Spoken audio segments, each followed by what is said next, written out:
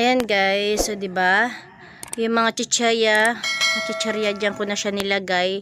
Tapos yung mga nakalagay diyan, andito pa. Yan, hahanapan ko pa sila ng pwesto kung saan ko sila pwedeng ilipat. Basta 'yan, napakabihira ko kasing bumili ng mga chichirya dahil ayan, napakabihira kong bumili ng mga mamiso. Bumibili ako ng mga mamiso ngayon is yung mga mani na lang 'yun, 'di ba? Ngayon, bumili naman tayo dahil iba yung pinagbilhan ko. Nadala kasi ako noon mga nakaraang buwan.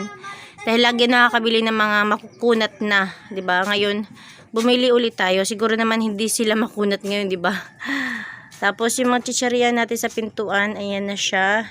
Yung mga mani, talagang lagi ako meron na ganyan. Tapos yung mga chichiryang malaki, doon ako pumokos. Tapos dito, medyo nawala yan ng mga ilang buwan. Tapos yung mga candy ko sa ibaba, ayan, medyo ano na siya, kunti na lang yung laman. Siguro lalagyan ko siya mamaya. Tapos yung ating sponge. Tapos yung ano ba yan tawag dyan? Cornic. Diba? Ayan lang siya. Tapos ito meron pa rito nakasabit. Ayan, ang gamit lang natin is hanger. Diba? Ito hanger lang to para madaling makuha. Kasi kung isisilip ko pa siya dito, yan sa alambre. Ayan, may alambre kasi dyan.